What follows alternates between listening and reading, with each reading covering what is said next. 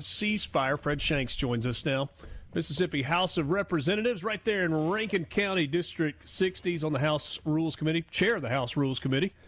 Good morning, Representative Shanks. How you doing, man? I'm good.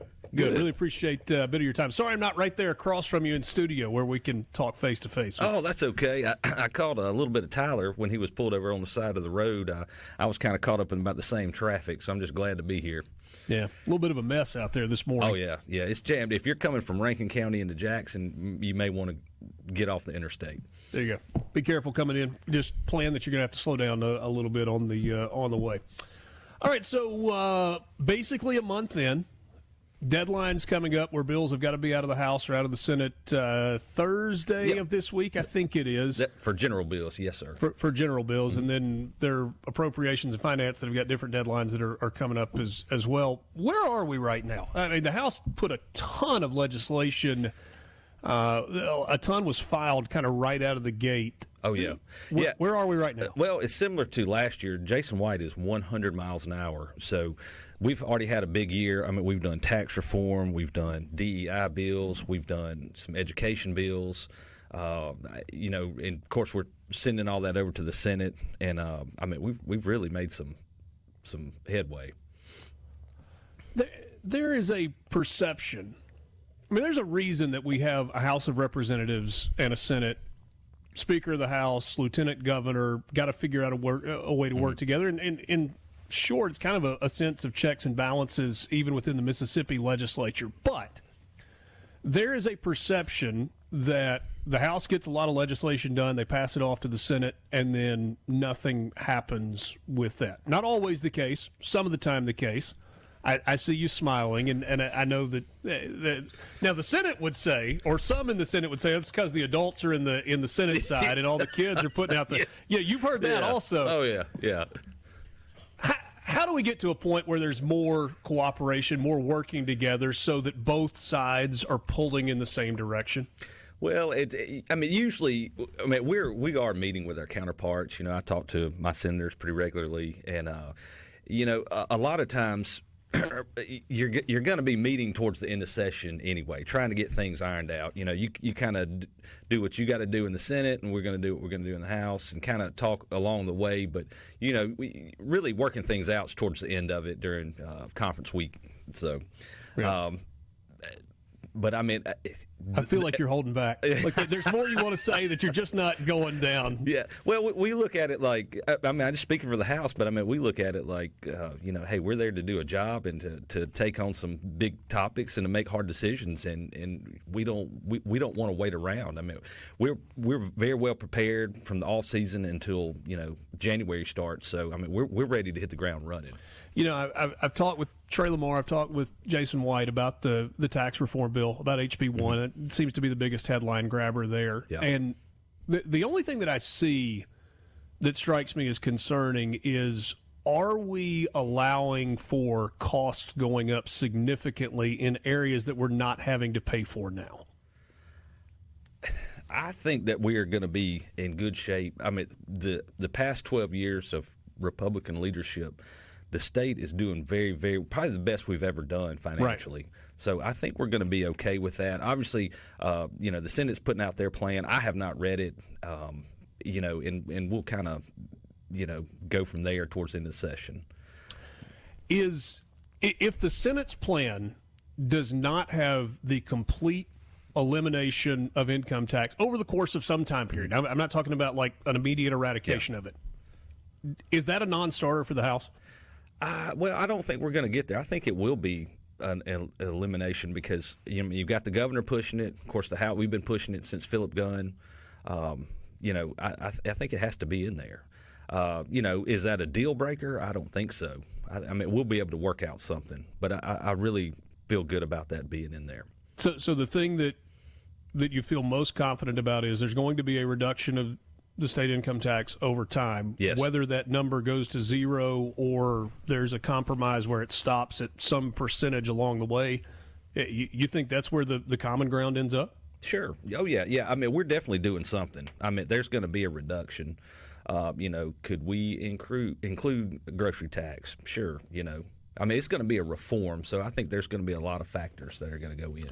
I know you said you hadn't read the Senate's bill. I don't think anybody's actually read the Senate bill. We've heard about ideas. We've heard about bullet points that are what are going to be in there. Part of the HB1, though, was tackling PERS and taking that lottery money and reallocating that to PERS to try and get to a more sustainable model for that system going forward. Do you anticipate that the Senate bill is going to tackle PERS and state retirement in their version of the bill as well?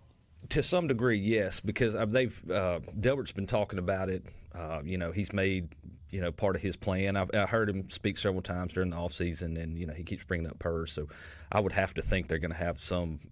Either they're going to agree with us on that, which I kind of like our plan on that, or they've got something up their sleeve on that. But I do think they'll tackle PERS in that as well. And I'm not trying to just pick the entire bill apart, but I am curious, as somebody that's not necessarily on the committee that put that bill together, as a member of the House that's also looking at this and clearly has voted for it and wants to see it move forward.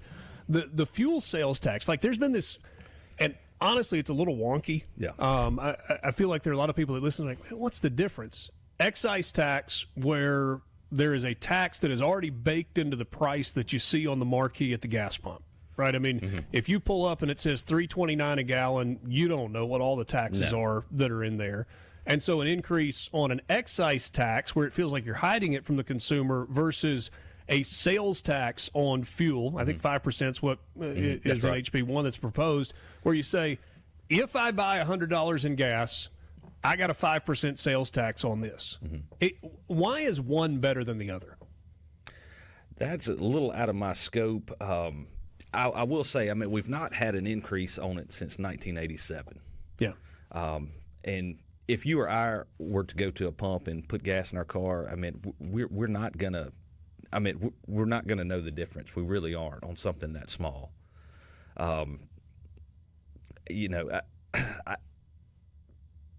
It will come down to, part of that too is going to come down to just the allocation of the tax too. So that's probably why that was included in there on how it gets dispersed later. And I guess there may be some concern about variability based on the cost of gas, that percentage, if it's 5% going up or down versus you really can predict if it's excise, that every gallon of gas is going to yield 4 cents or whatever the number is. It'll average out. It's going to go up, but then it's going to go down. So you're going to catch it both ways. Yeah.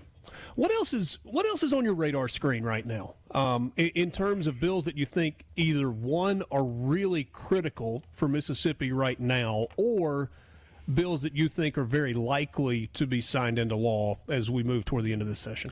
Well, a couple I'm keeping up with is sports betting. That's real, especially kind of in my age group. Yeah.